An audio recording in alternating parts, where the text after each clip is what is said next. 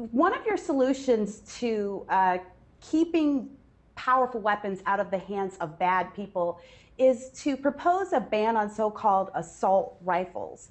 However, according to the FBI's own statistics, the majority of death by gun in this country is perpetrated by handguns. Right. Do you think we should ban handguns? Well, I actually don't think we should ban handguns, but keep in mind that what we're trying to do is to come up with a package that protects Second Amendment rights, but also makes a meaningful difference in reducing violence. We're not going to eliminate it completely. And so the package that we've put forward will have an impact on handguns by instituting a universal background check system to make sure that people can't, who shouldn't have any kind of gun, aren't able to go in and purchase them, whether they're at a gun show or in a store because somebody's not doing the checks that they need. We're talking about making sure that we crack down on straw purchasers, people who go into a store, buy a bunch of guns, and then turn around immediately and dump them in the hands of people who shouldn't get them. Those things will have an impact on handgun violence. When it comes to assault weapons and these high capacity magazine clips, the concern is, for example, in Aurora, when a young person can go into a theater and shoot off 100 rounds in less than a minute. The potential for large-scale fatalities are increased, and these are weapons of war. They're generally not used for hunting. They're not used for the kinds of things that we would think sportsmen or hunters or people who are just looking to protect their homes are trying to use them for. And so for us to restrict some of those high-capacity magazines and some of those weapons that really belong in the war theater, that probably can save some lives. It's not going to solve every problem, but it can be a meaningful part of an overall effort to reduce gun violence in our country.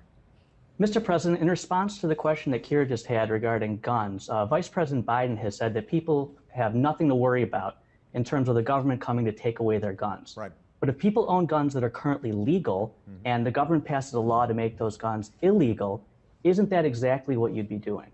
Well, no. Look, I think that people are going to be able to buy all kinds of guns and use them legally for protection, for sport, for hunting.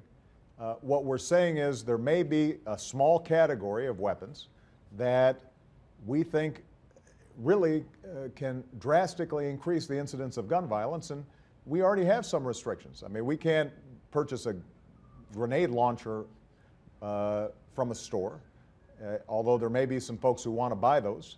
And the reason is we think that on balance, the Second Amendment does not automatically assume that any weapon that's available you can automatically purchase. And so this is a package that we're seeing some bipartisan support for.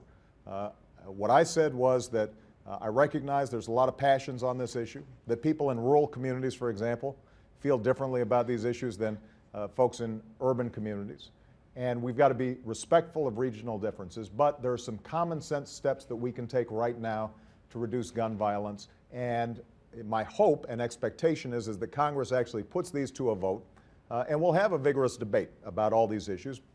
But I can tell you that having visited Newtown and visited with those parents just a couple of days after this horrific incident, anybody who talked to those parents or the siblings of those who were killed would say, we've got to crack down and do something to prevent this kind of violence.